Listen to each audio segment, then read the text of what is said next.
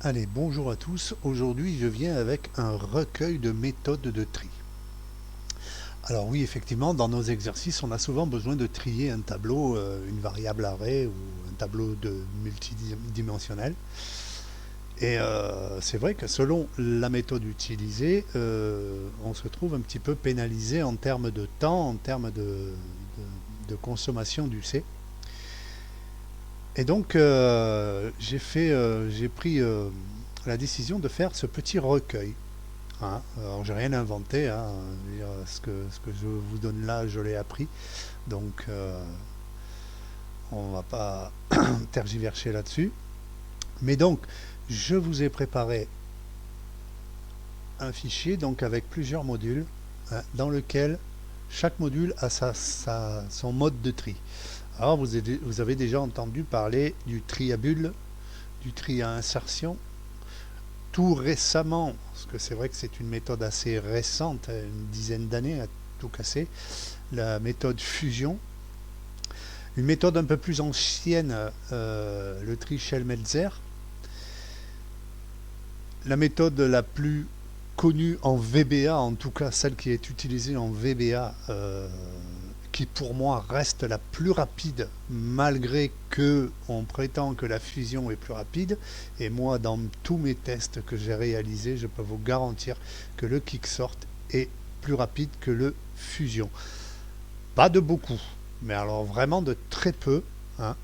Mais honnêtement, quand on va voir le code pour arriver à trier, à faire un tri en mode fusion et un tri en mode Quicksort, vous allez voir que le choix il est assez simple en VBA. Et j'ai rajouté un dernier module. Alors c'est la méthode Quicksort, mais dans l'écriture de Laurent 950, hein, un de nos camarades. Alors je la mets parce qu'il a travaillé, donc et puis comme je l'avais demandé, je vais pas la je vais pas l'éliminer, hein, de la liste. Mais dans n'importe quel cas, ça reste la Quicksort. Alors sa méthode d'écriture et sa façon d'opérer, elle est un petit peu différente de la mienne, dans le sens où lui va séparer les actions faites dans le Quicksort en plusieurs fonctions. Alors effectivement, euh, on s'étale un peu, on s'étale un peu, hein, mais dans n'importe quel cas, le résultat il est le même, c'est le tri sur pivot, hein, c'est-à-dire on choisit un élément dès le départ. À la limite, le milieu, ça reste le plus probant, hein, et on va comparer et on va faire deux boucles de gauche à droite et de droite à gauche. Alors je dis de gauche à droite et de droite à gauche, bon, je pourrais très bien dire de haut en bas et de bas en haut, hein, ça dépend, hein. Mais dans n'importe quel cas, si on se représente un arrêt graphiquement, hein, on part de droite et on va à gauche, hein, 1, 2, 3, 4, 5, 6, 7, X, 1.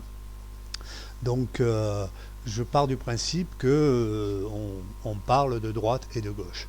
Voilà, dans n'importe quel cas, c'est dernier élément et premier élément. Et on boucle à reculons pour le dernier et on boucle en avançant pour le premier. Et quand l'élément gauche est plus petit que l'élément droite, on intervertit. C'est le même principe après. C'est le même principe que le tri à bulles. C'est l'intervention de deux items quand l'un est plus petit que l'autre ou l'autre est plus petit que l'un, hein. Tout dépend du sens que l'on a choisi du tri. Voilà. Alors pour commencer, je vais commencer par le tri à bulles. Alors le tri à bulles, comment ça fonctionne? Le tri à bulles, on a un arrêt. Alors pour l'exemple, j'ai créé un arrêt ici, j'ai créé une liste en colonne A de 10 000 nombres dans le désordre, sans doublon. Ok? 10 000. Pour que ça soit un petit peu représentatif, un petit peu pour qu'on voie vraiment le temps utilisé par la fonction, hein, et le temps que va mettre le calculateur pour mettre tout ça dans l'ordre. Alors, comment ça marche? Eh bien, ça va marcher tout simplement dans une boucle qui va boucler du début jusqu'à la fin moins 1. Et dans cette boucle, on va boucler du début, c'est-à-dire de la même manière que la première boucle, jusqu'à la fin. Et là, on va vraiment jusqu'à la fin. Pourquoi? Pour la simple et bonne raison, c'est que dans la première boucle, l'item I va être comparé à l'item A. Et si il est plus grand, donc le premier item qui est passé avant, il est plus grand. Comme il est plus grand, on veut trier dans l'ordre, forcément, on va le mettre, on va inverser l'item A et l'item I. Voilà, tout simplement. Ça, c'est le tri à bulles, tout simplement. Je vous montre un exemple. Vous allez voir, je trie sur 10 000. Alors, c'est pas du rapide. Hein, voilà, j'ai mis 7 secondes 42 pour trier dans l'ordre. Il m'a fait 50 4 999 tours de boucle et il m'a fait 25 120 628 interversions. C'est pour vous dire que ça mouline. Hein. Alors, je vais répondre oui, ok, et vous allez voir que effectivement mon tableau il est dans l'ordre. Vous voyez, alors effectivement ça marche. Mais là on se dit mais quand même 7-8 secondes. Alors là je suis sur un PC relativement classique, hein. J'ai 8 Go de mémoire, j'ai je sais plus combien de cœurs de processeur, bon c'est assez classique. Donc c'est assez correct, le résultat est assez correct. Par contre, effectivement, quand on va travailler sur des tableaux plus petits, on pourrait l'utiliser. Si on travaille sur un tableau de 10, 20, 50 éléments, le tri à bulles ou le tri quicksort ne va pas faire grand-chose comme différence. Hein. Donc, ça va être un choix en fonction du tableau que l'on a à trier, déjà. Hein. Et voilà. Donc, le tri à bulles, c'est l'intervention dans une double boucle, hein, de l'item boucle 1 et l'item boucle 2, en fonction du choix qu'on a choisi du sens de tri. Alors ça sera ou plus petit ou plus grand ici. Hein. Là, j'ai pas fait les deux modes parce que ça n'a pas vraiment d'intérêt. Hein. C'était vraiment juste pour vous expliquer le tri à bulles.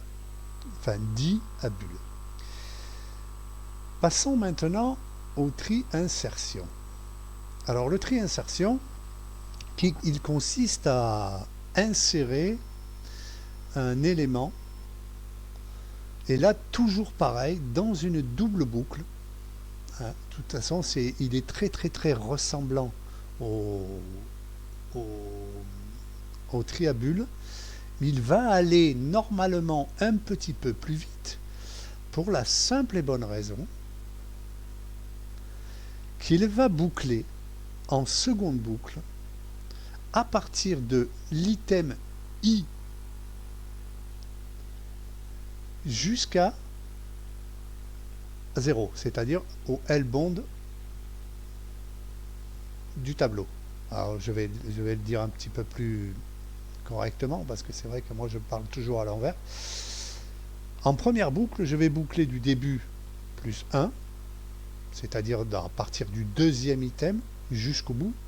En deuxième boucle, je vais boucler à partir de l'index L-band T, c'est-à-dire 0, jusqu'à l'item à l'index de la première boucle. C'est-à-dire que je vais faire des multiples boucles comme ça à repasse. Tout simplement. Et là, on a le même schéma que le tri à bulles. Si l'item I est plus petit que l'item A, ben on les intervertit tout simplement. Voilà. En fait, c'est que quand on va boucler la première boucle, item 1, item 2, item 3, item 4, etc., la deuxième boucle, elle va comparer l'item A à l'item I, mais elle va pas boucler jusqu'au bout. Elle va boucler jusqu'à l'index actuel de la première boucle, tout simplement. Voilà. C'est un petit peu la particularité. C'est ce qui fait que elle va légèrement plus vite que la bubble. Alors on l'a vu, la bubble, elle nous a mis 7 minutes 52. Hein, bon, en espérant qu'elle ne me fasse pas mentir. Donc là, je vais lancer la tri insertion. Ah ben là, elle me fait mentir, elle dure un peu plus longtemps. 7 secondes 38, alors j'ai pas gagné beaucoup, j'étais à 7,52, je suis à 7 secondes 38. Par contre, qu'est-ce que l'on constate? On constate que j'ai fait beaucoup moins d'interventions et beaucoup moins de tours de boucle que avec la méthode Bubble, la méthode tri à bulle. Voilà. Alors, somme toute, ce sont les deux méthodes les plus connues et les plus simplement à comprendre. Hein. Mais elles ont un prix, effectivement, c'est leur lenteur. 7 secondes pour trier 10 000 nombres, c'est énorme. Hein, avec les calculateurs PC d'aujourd'hui, c'est énorme. Le trifusion, je passerai en dernier parce que je le maîtrise très mal. Et pour être honnête, j'adhère pas puisque finalement il est pas mieux que le Quicksort. Mais je vais y revenir quand même parce que c'est important puisque je le propose. Le Tri-Shell-Metzer. Alors le Tri-Shell-Metzer, en fait, c'est un peu comme le Quicksort, hein, et l'insertion même. Hein. On va procéder avec un pivot. C'est-à-dire que la comparaison va s'effectuer entre deux éléments séparés par un écart égal à la moitié de la taille du tableau. Tout simplement. Voilà. Ça, c'est le Tri-Shell-Metzer. Grosso modo, on a trois boucles. Hein, une ici, une ici, une ici, imbriquée. Hein. Disons que c'est une autre manière de faire le Quicksort. Au final, puisqu'il y a quand même un pivot, hein, qui est le milieu de droite et gauche sélectionné. Hein. Donc là, je vais vous le lancer, je vais vous le montrer. Et là, pour le coup, il y a la grosse surprise, on n'est même pas à une seconde, on est à 0,05 secondes. Et là, pour le coup, ça fait peur, puisque quand on passe de 7 secondes, ça représente plus de 800 ou 900% en termes de rapidité. C'est quand même pas négligeable. Et quand on regarde le nombre de tours de boucle, on constate qu'on a tourné beaucoup moins et on a fait beaucoup moins d'interversions. Voilà. Et ça, c'est en fait le schéma du pivot. Hein. Vous avez un axe central. Hein. À gauche, vous avez un élément. À droite, vous avez un autre élément. Si l'élément de droite il est plus petit que l'élément de gauche, on les intervertit tout simplement. Et à fur et à mesure de boucles dans le système à pivot, forcément, il va y avoir des tours où il ne va rien faire puisque c'est déjà rangé par les fois précédentes. Donc au final, on est plus gagnant à travailler sur un système de pivot, hein, et intervertir le droite et le gauche, hein, ou d'un bout à l'autre, hein, plutôt que de travailler item par item et à les inverser et faire autant de boucles que nécessaire jusqu'à temps qu'aucune interversion soit possible. Voilà. Et là, on le voit bien que dans le Tri-Shell-Metzer, on a fait 785 908 tours de boucle. Et là, j'ai compté les 3 boucles d'Ouloup. Hein, et on a fait 316 088 interventions. On est très loin, très loin, très loin du bubble ou de l'insertion. Voilà. Passons au Quicksort. Ça, c'est mon préféré. Parce que je le maîtrise très bien et puis honnêtement j'ai pas encore trouvé plus rapide. Le quicksort. Alors le quicksort, c'est toujours pareil. On a un pivot axe central, on va déterminer un pivot central. Si on ne le détermine pas, on prendra le milieu par défaut. Hein. Et on va faire une boucle générale, d'où tant que G n'est pas plus petit que D, sachant que D est égal à gauche et D est égal à droite. Sauf que si gauche est égal à moins 1, c'est-à-dire au départ, quand on lance la première opération, hein, gauche et droite sont égales à moins 1. Donc, quand ils sont à moins 1, gauche est égale L-bande et droite est égale à E-bande, tout simplement. C'est-à-dire d'un bout à l'autre. Et le pivot sera le milieu.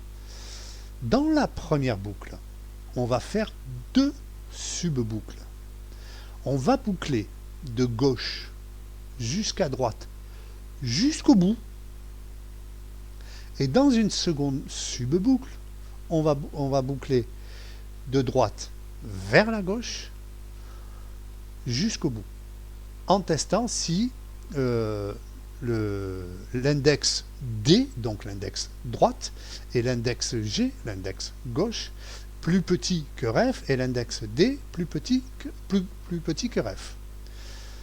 Si l'un des deux, une fois que ces deux boucles finies, et là vous voyez, je vous ai mis les deux sens, parce que je peux boucler dans l'ordre ascendant, dans l'ordre croissant ou décroissant. Hein. Et dans n'importe quel cas, c'est exactement le même problème, le même schéma, c'est juste le signe qui change ici. Donc, arrivé à la fin de ces deux boucles, si G est plus petit que D, forcément, ça veut dire que le gauche, hein, l'index G qui a été trouvé, hein, est plus petit que ref. Pour la simple et bonne raison, c'est que le D, il est forcément plus petit que ref. Et là, je parle dans le tri-croissant. Hein. Donc, forcément, on va intervertir le TBLG et le TBLD, tout simplement. Et ensuite, on va continuer tant que G est plus petit ou égal à D. Une fois qu'on est arrivé là, ça veut dire qu'il n'y a plus de solution par rapport à ce pivot-là. Et là, on va tester si G est plus petit que la droite initiale, parce que je ne sais pas si vous avez compris. Au départ, on part avec une gauche et une droite, qui est L-bande et E-bande. G et D égale gauche au départ. Et ensuite, dans les sub-boucles, G et D vont changer. Donc, à la fin, ici, si G est plus petit que D, on continue.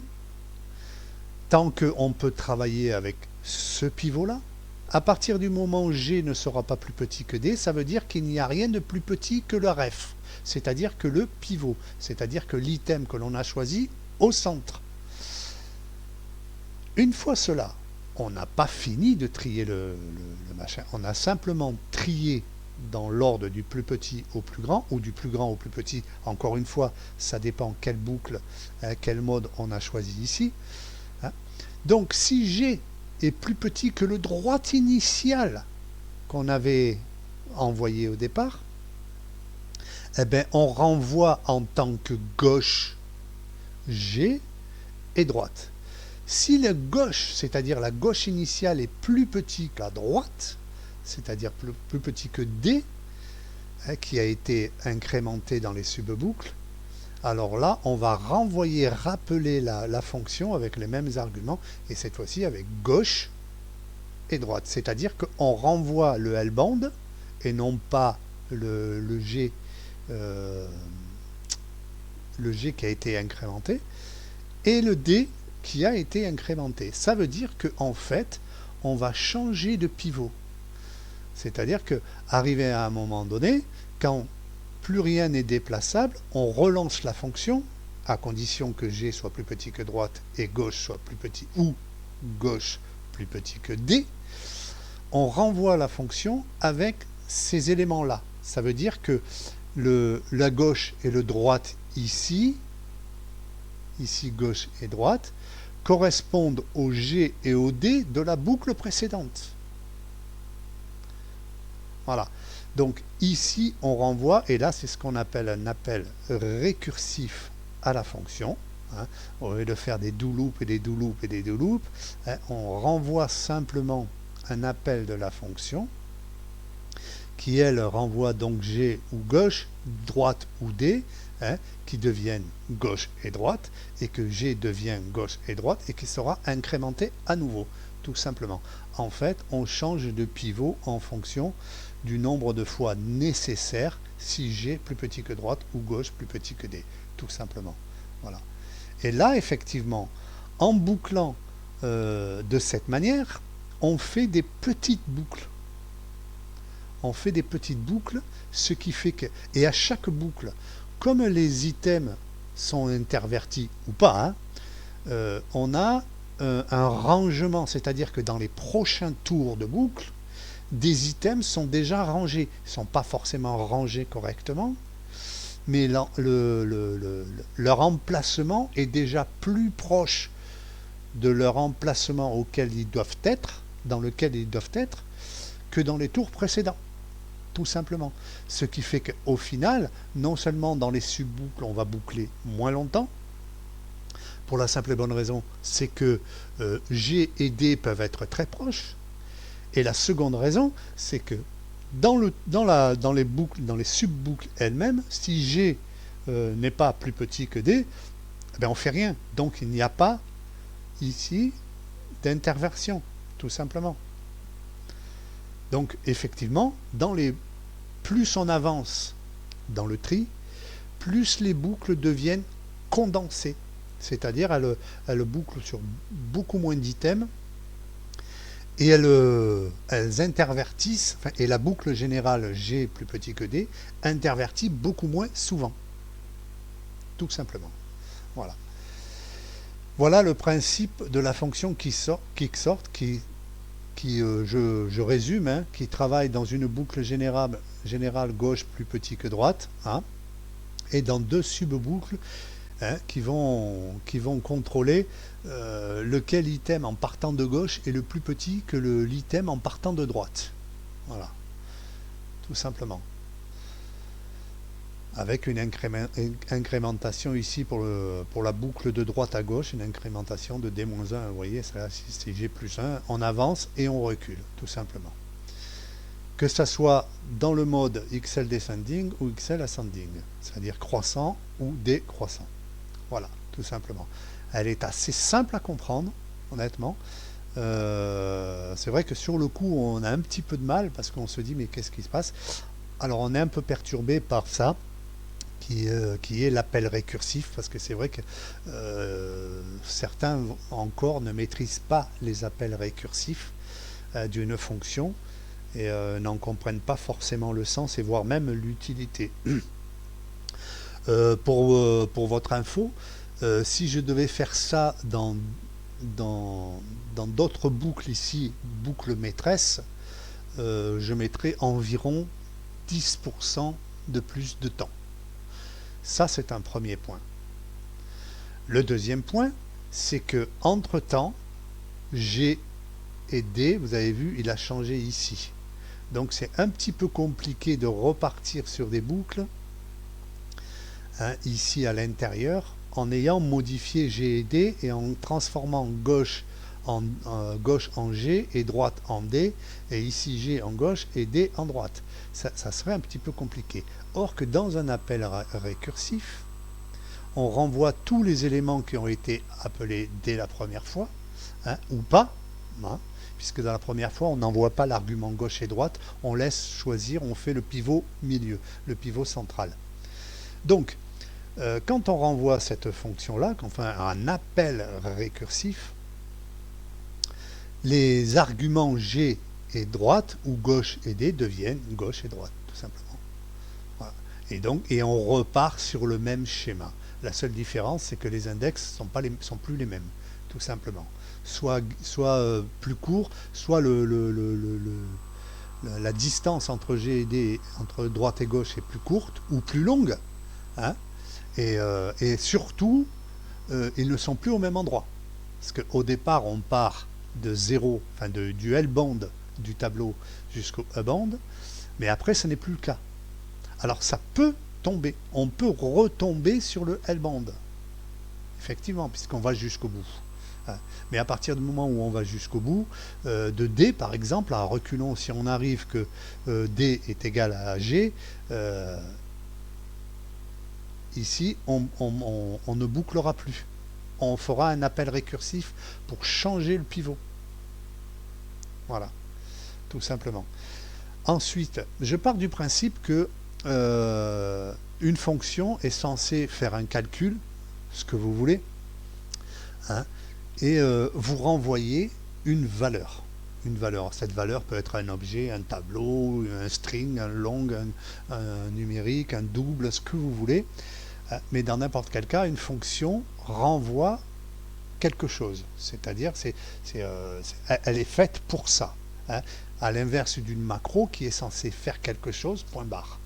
Voilà. Là, la fonction, elle fait quelque chose. Donc, en l'occurrence, ici, elle fait un tri. Et elle vous renvoie le tableau trié. D'accord? Il se passe quelque chose, c'est qu'en VBA, on a beaucoup de problèmes mémoire.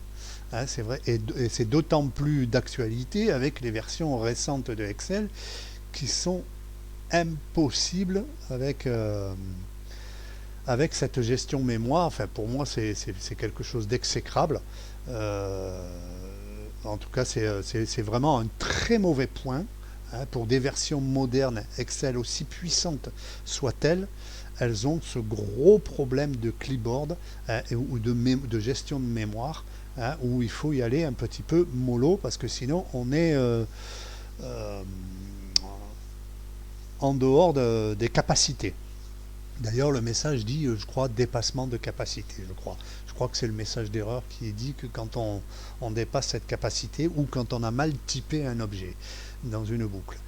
Et là, en l'occurrence, moi, j'ai pas de souci parce qu'on travaille avec des valeurs, hein, que ce soit numérique, string, on s'en fout. Hein. Et à chaque tour de boucle, normalement, Quicksort devient le tableau. Elle devient le tableau trié à l'instant T même de son appel récursif. Le problème, c'est qu'à changer tout le temps, à chaque appel récursif, on prend de la mémoire. Il y a un mode, il y a une méthode avec une fonction récursive pour ralentir un petit peu ça, hein, puisque TBL, qui est le tableau l'arrêt demandé à trier, hein, est renvoyé à chaque fois, donc lui n'est pas perdu. Et quoique j'aurais pu utiliser une variable statique. Hein. D'ailleurs, dans certaines de mes fonctions récursives, c'est ce que j'utilise. J'utilise des variables statiques pour éviter d'avoir des arguments optionnels et patins couffins. Mais bon, dans ce cas-là, TBL est renvoyé. Donc, à chaque fois, TBL est renvoyé avec une partie triée, enfin la partie qu'il a opérée dans la boucle G plus petit que D. Mais le problème, c'est que si on laisse comme ça, on laisse à chaque fois Quicksort égale TBL, à chaque tour, elle est chargée. Or, on peut utiliser une astuce qui est que la fonction Quicksort, une fonction, d'ailleurs toutes les fonctions, hein, quand elles sont appelées récursivement, hein, elles ont un premier index et un dernier index. C'est-à-dire, je vais appeler une fonction, je vais lui faire un calcul, quoi que ce soit. Ok ? Je vais déterminer une variable. D'accord ? Par exemple, moi, j'ai utilisé first. Quand je l'ai appelé la première fois dans la Quicksort, vous avez vu, j'étais à -1, c'est-à-dire j'envoie sans les arguments gauche et droite pour la laisser choisir d'un bout à l'autre et le pivot du milieu. Ok ? Donc, si droite égale -1 et gauche égale -1, j'ai mis first égale 1. Je ne sais pas si vous avez vu ici, else first égale 0. Donc, cette fonction-là, first, enfin cette variable-là, first, elle va être soit 1, soit 0. Mais 0, elle va l'être au premier appel. Après, elle sera 1. D'accord ? comme dans les futurs appels, je renvoie les arguments droite et gauche incrémentés dans les premières boucles, donc forcément gauche n'est plus moins 1 et droite n'est plus moins 1. Donc first égale 0. Donc elle va rappeler, mais si je fais des appels récursifs, elle va appeler une fois, deux fois, trois fois, et revenir à son premier appel. Puisque avant la fin de son premier appel, je la rappelle à nouveau. Et avant la fin de son deuxième appel, peut-être qu'elle sera appelée à nouveau, et vice versa. Donc elle va, si vous voulez, c'est un petit peu une arborescence, hein. Boucle maîtresse, appel récursif, subappel, sub-subappel, hein, ça, on pourrait représenter ça un petit peu sous la forme de HTML ou même XML. Vous verrez, ça serait assez intéressant de faire ça. Mais dans n'importe quel cas, ce qu'il faut comprendre, c'est que comme on l'appelle avant d'avoir le résultat, de demander de faire le return, hein, pour parler clairement, donc forcément, elle ne va pas y passer. Et en plus, je lui dis si first égale 1, kicksort égale TBL. Ça veut dire que si on est revenu au premier appel, qu'elle a fait tous les sub-boucles et les patins et les couffins, là oui, on remplit le tableau. Ça, c'est juste une petite astuce, hein, qui permet d'économiser. Alors, c'est de la broutille, hein, c'est du feu de paille, hein. Mais ça, toutes ces petites économies-là, mis bout à bout, on arrive à un résultat que je vous montre. Voilà, 0,4 secondes. Si je la lance plusieurs fois, hein, vous allez voir, hein, tac, 0,3 secondes. Alors, on est quand même un petit peu plus bas que le tri Shell-Metzer ou le tri insertion sort. Bon, de toute façon, voilà, 0,3 secondes. 0,3 secondes, voilà, tout à l'heure j'ai même fait 2. Voilà. Mais bon, dans n'importe quel cas, voilà, on est vraiment dans des 0,034 secondes. C'est pour vous dire, c'est 40 centièmes de seconde. C'est insignifiant. Et on trie le même tableau, hein, qu'avec les méthodes à bulles, la méthode d'insertion ou la méthode Shell-Metzer. Donc vous voyez la kicksort et Shell-Metzer, hein, qui font, même la fusion, hein, et même la kicksort de Laurent qui lui sépare toutes les... Lui il sépare, il met ça dans une fonction, il met ça dans une fonction, il met ça dans une autre fonction, il met ça dans une autre fonction, enfin bref, et il met ça aussi dans une autre fonction. Donc en fait c'est exactement ce qu'il a fait là, sauf que lui il a tout séparé en fonction. Mais dans n'importe quel cas, c'est le kicksort. C'est la méthode pivot droite et gauche. Et le tri Shell-Metzer, c'est quasiment, on va dire, la même chose, sauf que comme je vous ai dit tout à l'heure dans la kicksort, hein, le pivot va changer, va se déplacer. Lui, c'est ce qu'il fait tout le temps. Voilà, grosso modo. Hein. Donc voilà, on arrive à la fusion. Alors, pour être honnête avec vous, je vous dis sincèrement, ouf. Alors, elle est souvent représentée en deux parties, c'est-à-dire la sub qui va diviser l'arrêt en son nombre le plus petit d'arrêts, c'est-à-dire qu'il n'y ait plus que des arrêts au minimum de 2. Hein. Et ensuite, chaque petite sub-tableau, hein, sub-arrêt, on va dire, vont être triés et puis vont être rajoutés à la fin. Alors après, ça devient un petit peu complexe. Hein, et à la fin, on rajoute, on recopie dans le tableau d'origine. Vous voyez, on recompile le tableau. Voilà le principe du tri à fusion. Il est dit actuellement dans toutes les pages, enfin les pages du net, hein, sur le net, il est dit qu'il est en absolu le plus rapide. Moi, pour l'avoir testé, je vous dis, en VBA, ce n'est pas le plus rapide. Voilà. Et d'ailleurs, je vais le tester devant vous. Cela dit, on reste, hein, dans une méthode divisée pour me régner, que ce soit pour le kicksort, le Shell-Metzer, hein, ou le tri fusion, hein, on reste dans dans un séquençage de l'arrêt, hein, ce qui fait que, bon, effectivement, on gagne un petit peu de temps, voire même beaucoup de temps. Je vais donc tester le fusion. Hein, là, je vais effacer ça. Vous avez vu, voilà. Et là, je suis à 0,4 secondes. Alors, là, vous allez me dire, ouais, mais tout à l'heure, avec le kicksort, tu as fait 0,04, pareil. Alors, effectivement, le kicksort, voilà, là, je suis à 0,2. Vous voyez? Donc, c'est assez... et quand on regarde le nombre de tours, hein, mais c'est vertigineux, hein, en faisant 3 boucles do loop plus X appels récursifs, j'arrive à ne faire que 56 899 tours de boucle, c'est-à-dire que chaque tour de do loop, que ça soit ici, et je vais vous le montrer, hein, chaque tour de loop est compté, hein, Q égale Q plus 1, Q égale Q plus 1, hein, et ici. Donc chaque tour de boucle est compté. Et on a vu que, effectivement, hop, là je mets 0,3, vous voyez, je mets 56 899 tours de boucle sur 3 de loop et 33 291 interversions. C'est pour vous dire à quel point la méthode est judicieuse par rapport à la insertion sort, qui est la plus rapide des deux, de la bubble, hein, je vais vous montrer. Pardon. C'est hallucinant. C'est hallucinant.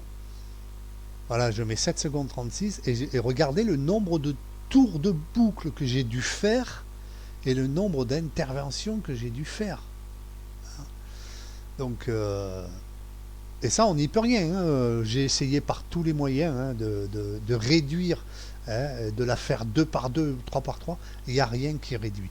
Donc, on est bien sur des fonctions ici, la fusion, la Shellmetzer, la kicksort et la kicksort de Laurent par la même occasion. D'ailleurs, allez, je la teste parce que il l'a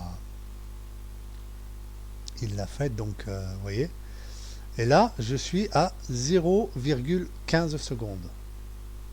Alors, je ne sais pas s'il a fait le tri correctement. J'ai pas vérifié